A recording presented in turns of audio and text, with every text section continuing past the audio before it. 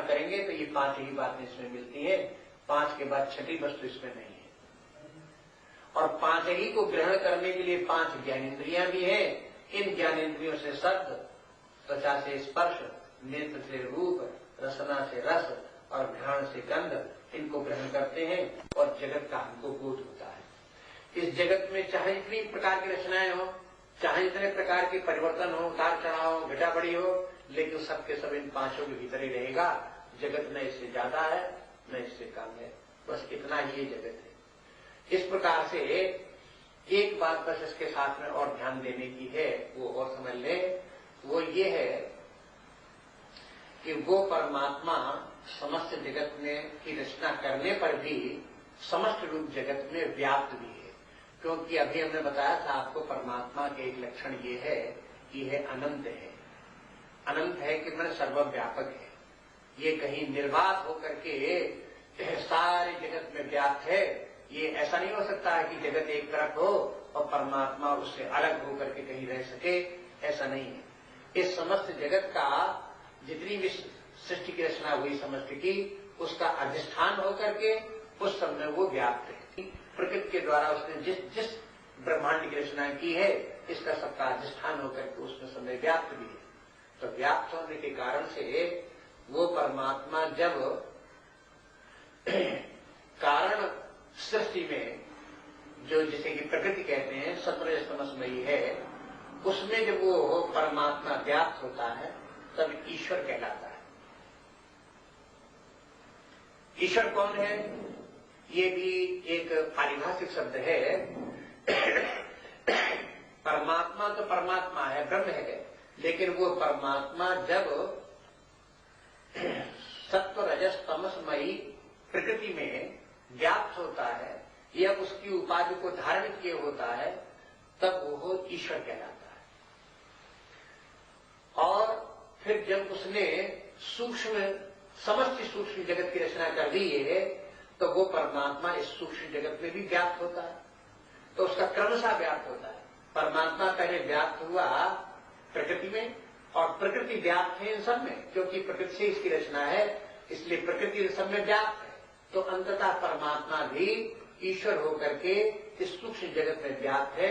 जब इस सूक्ष्म जगत में व्याप्त होता है तो उसका एक नाम और रख दिया, उसका नाम हो गया हिरण्यगर्भ।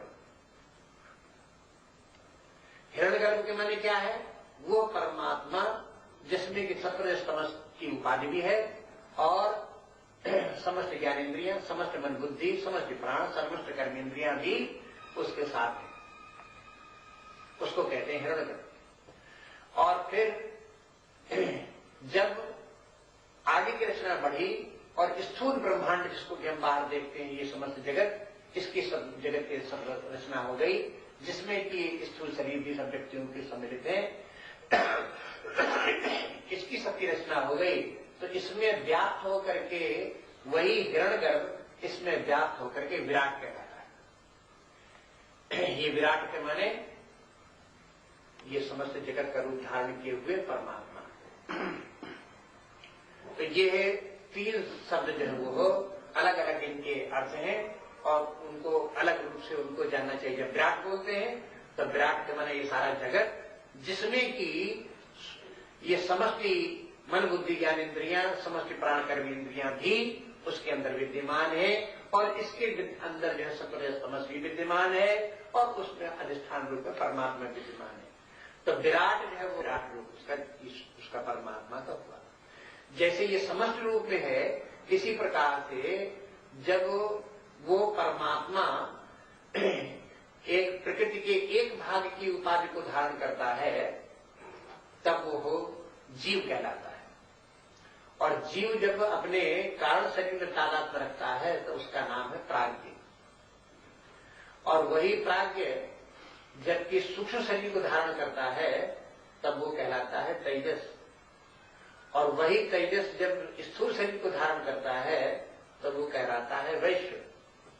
जागृतावस्था में हम वैश्य की अवस्था में हम जीव हैं और वैश्य हैं, क्योंकि हम विश्व के साथ हमारा संपर्क हो सकता है। इसलिए शरीर के स्तर पर हम अपने जीव भाव को वैश्य कह सकते हैं।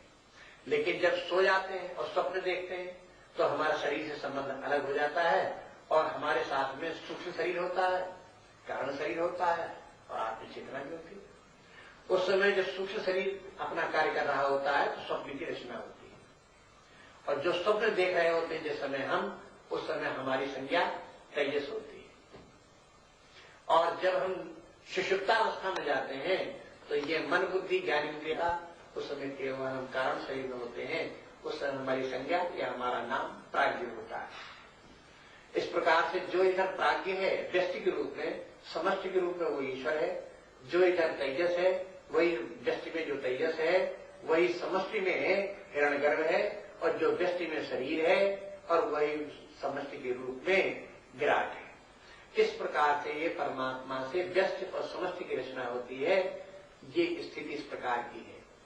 अब इसमें ईश्वर में और जीव में अंतर इस प्रकार का है कि जीव व्यष्टि की उपाधि को धारण करने के कारण से अविद्या में है, लेकिन ईश्वर समष्टि की उपाधि धारण करने के कारण से समग्र का उसे ज्ञान है और उसके साथ अविद्या नहीं है, वो सर्वज्ञ है।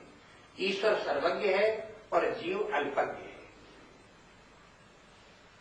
अल्पज्ञता के साथ ही जीव की अन्य समस्याएं उत्पन्न हो गई। उन समस्याओं के संबंध में फिर हम आगे विचार करेंगे। आज